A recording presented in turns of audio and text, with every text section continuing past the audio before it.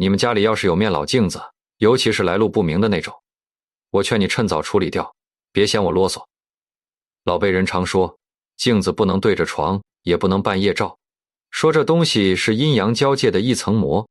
白天阳气重，它就是块普通玻璃，可到了后半夜，它就未必只照你一个人了。这话我小时候不信，直到听我表哥讲了他自己的事儿，我才知道，有些规矩不是吓唬小孩的，是长辈们拿命换来的经验。今天这个故事就跟一面镜子有关，也跟一场没说出口的牵挂有关。听完你就明白了，为什么老一辈总说宁可信其有。我表哥叫建军，江苏南通人，在上海做金融，今年30出头，结婚快10年了，媳妇儿是大学同学，两口子感情一直不错。去年刚添了个闺女，小名叫豆豆，刚学会扶着东西走2步，孩子一出生，家里就挤了。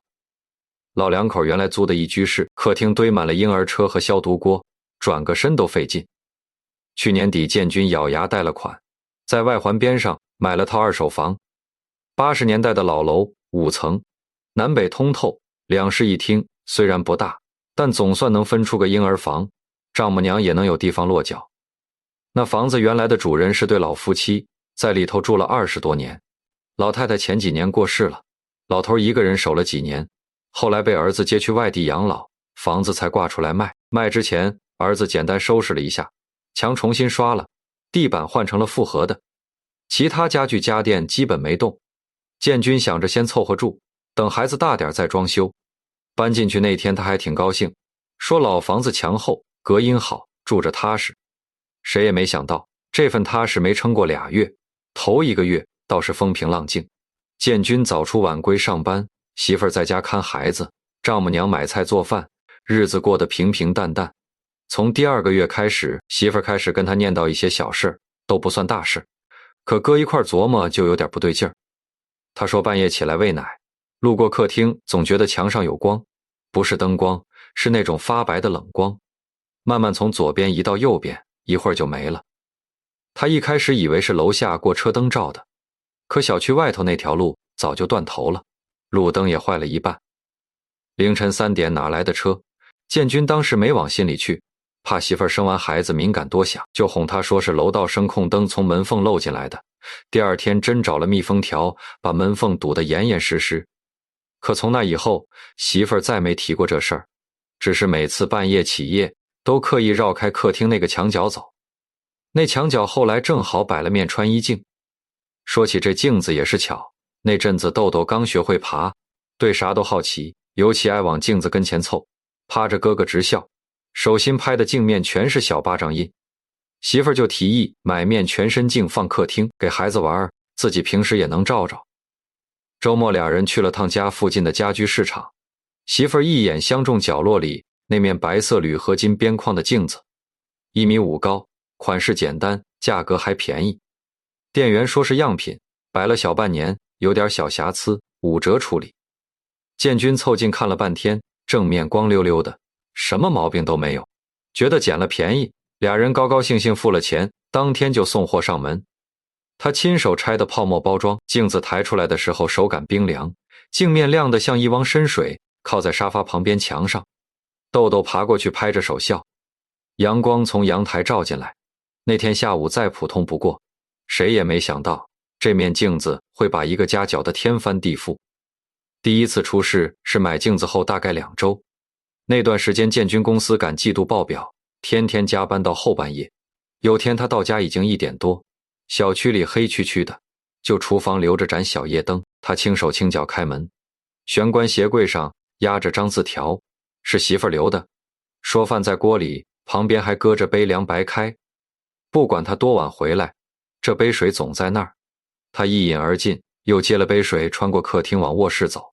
这条路他闭着眼都不会走错。窗帘没拉严，月光漏进一道细缝，沙发、茶几、玩具箱都是熟悉的轮廓，还有沙发旁边那面穿衣镜。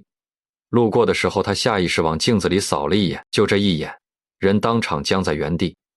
镜子里不止他一个人，紧贴着他后背站着个不高的人影，模模糊糊像隔了层磨砂玻璃，穿着件灰蓝色的旧工作服，硬邦邦的，看着像70、80年代工厂里穿的那种。那人低着头，下巴抵着胸口，肩膀往前塌着，两只手垂在身侧，姿势僵得像个挂在墙上的皮影。建军脑子里嗡的一声，猛地转身，手里的水杯撞在沙发扶手上，凉水泼了一裤子，可身后什么都没有，一切都跟他刚路过时一模一样。他僵着喘了10几秒才敢回头看镜子，镜子里只剩他自己。他跟自己说是加班加傻了，连续熬了半个月夜，出点幻觉太正常。捡起杯子就钻进了卧室。媳妇儿搂着豆豆睡得正香，他站在门口听了会儿女儿的呼吸声，心才慢慢落下来。第二天他睡到9点多，趁媳妇儿带孩子去做体检，把家里灯全打开，站在镜子跟前仔细看，就是一面普通镜子，边框光滑，照出来的就是他一脸没睡醒的样子，什么都没有。媳妇儿回来后随口提了一句，说这镜子质量一般，买回来就发现有道印子，玻璃没裂，像是背面有划痕，得斜着看才瞧得见。建军拉上窗帘，客厅暗下来，侧着身子一看，果然有道极细的线从左上角斜贯穿到右下角，弯弯曲曲的，正面用手摸不出来。他掏出手机开手电，侧着光扫过去，玻璃背面的纹路一下子全冒出来了。不只是那道主线，旁边还分出无数根比头发丝还细的支线，密密麻麻往四周铺开，像树根，像血管，深深扎在整面玻璃背后。媳妇儿看着有点发慌，建军强装镇定说可能是生产工艺问题，等媳妇儿抱着孩子去阳台晒太阳。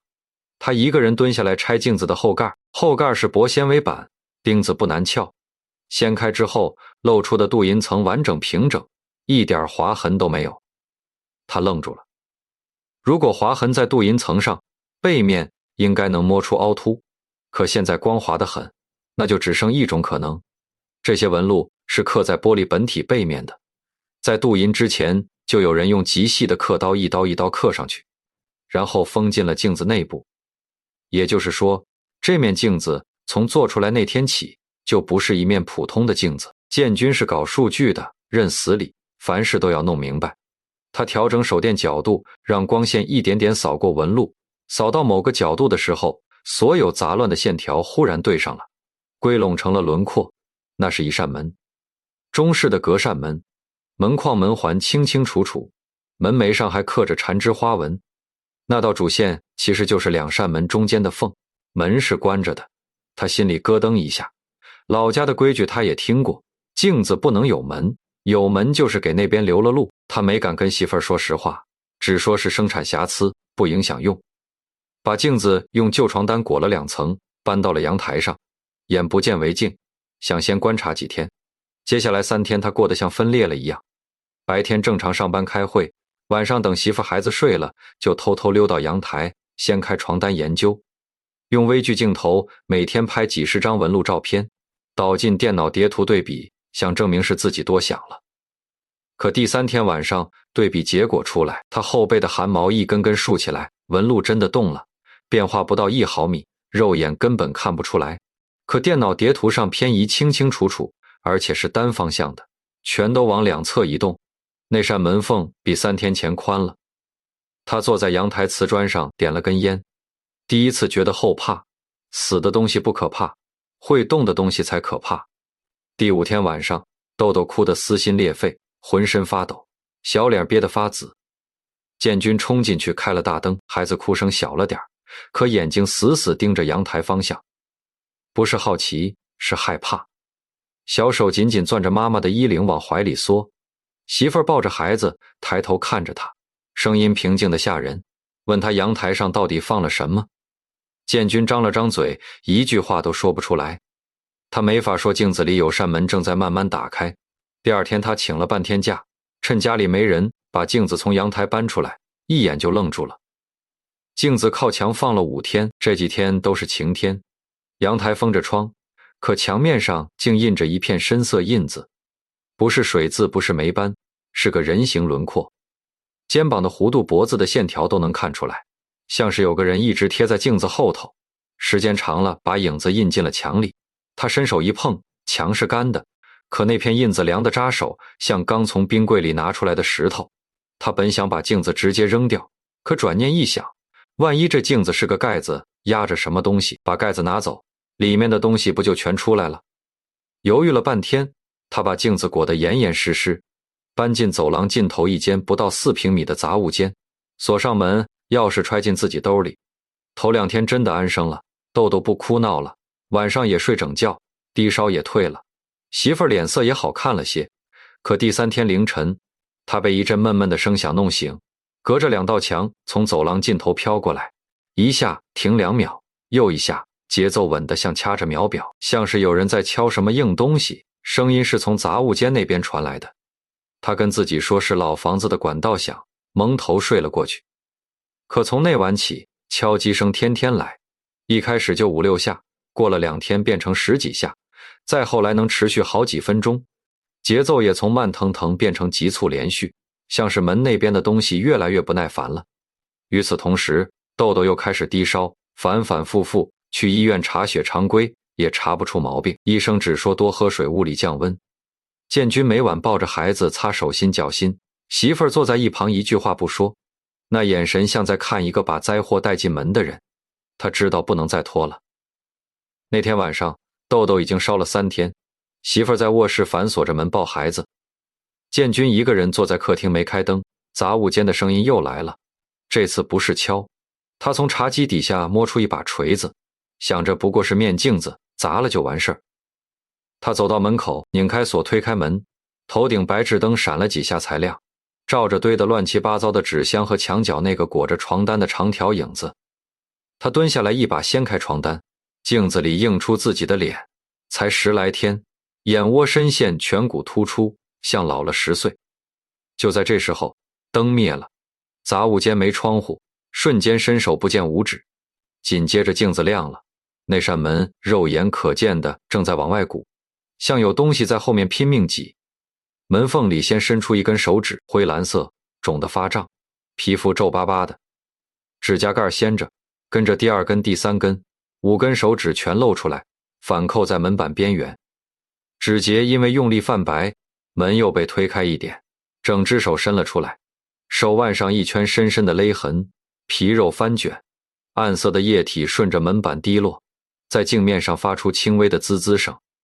另一只手也扣住了门框，2手同时发力，骨节发出咔咔的脆响。门被推开了，门里悬着个人，脚尖离地2、3寸，灰蓝色的旧工装吸饱水似的沉甸甸往下滴水。他低着头，湿漉漉的头发盖着脸，身后是一条看不到头的黑暗走廊，黑雾从深处往外涌。然后他慢慢抬起头，脖子一节节往上仰，僵硬的像生了锈。最后建军看到了他的眼眶，没有眼睛，2个黑窟窿，边缘的皮肉干瘪发黑，可你能感觉到他在盯着你看，死死盯在你身上。那人往前迈了一步，脚踩在镜面上，咯吱一声，裂纹从脚下往外扩散，爬满了半面镜子。他就站在镜子后面，隔着一层已经裂开的薄玻璃，跟建军对着脸。他抬起手，用露着骨头的指关节轻轻在镜面上敲了一下，跟这几天夜里听到的声音一模一样。原来他一直在镜子那头敲，敲一下门就宽一点，纹路就深一点。他敲了快1个月，就是在等这边的人给他开门。建军脑子里只剩一个念头，趁他没出来先砸碎他，可胳膊像灌了铅举不起来，像被一只看不见的手死死攥住手腕。那2个黑窟窿正对着他，寒意从脚底直冲天灵盖，浑身都僵住了，只有眼珠还能动。锤子从手里滑落，砸在自己脚背上，一阵钻心的疼把知觉砸了回来。他猛地低头去捡，就在这一瞬间，耳边一声脆响，玻璃碎了，镜子中央破了个洞，那只灰蓝色的手已经从洞里伸出来，五指张开朝他脸上撞，离鼻尖不到1拳远。建军魂都飞了，连滚带爬往后退，撞在门上，反手拉开门把手，把自己关在外头，用后背死死抵着门板，大口喘气。门板另一侧传来脚步声，踩在碎玻璃上咯吱咯吱。走到门后停住，然后是死一样的沉默。他抵着门，手心全是汗，不敢大声喘气。过了不知道多久，门那边传来一声很轻很轻的叹息，像有人贴着门板对着他后脑勺慢悠悠叹了口气，没有恶意也没有愤怒，就是累，像是等了几十年终于等到有人开门，结果人又跑了那种疲惫。建军不敢再待，冲进卧室抱起豆豆，拽起迷迷糊糊的媳妇儿，一家三口穿着睡衣冲下楼，拦了辆出租车直奔同事家。那晚在同事家客厅凑合了一宿，说也奇怪，豆豆到了那儿烧慢慢退了，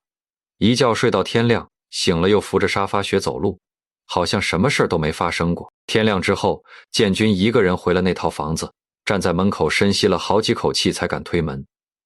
屋里安安静静，晨光从阳台照进来，跟昨晚那个地狱般的杂物间不像同一个地方。他走到杂物间，门还锁着，跟离开时一样，推开一看，一地碎玻璃在灯光下泛着冷光。那个东西不见了，没有灰蓝色的衣服，没有伸出来的手，只有碎玻璃安静地躺在地上。他戴着手套，一块一块捡进纸箱，捡最后一块的时候，看见玻璃上映着自己布满血丝的眼睛，全是恐惧。他把纸箱封了3层胶带，开车40多分钟，扔进机场附近一片废弃工业区的垃圾堆最底下，倒车掉头，一脚油门就走了，连头都没回。从那天起，建军家里再没有一块镜子，卫生间的镜柜拆了，换成不锈钢储物柜，衣柜的镜面移门换成了实木板，就连微波炉门上那块反光面，他都用深灰贴纸糊得严严实实。媳妇儿全程没问也没反对。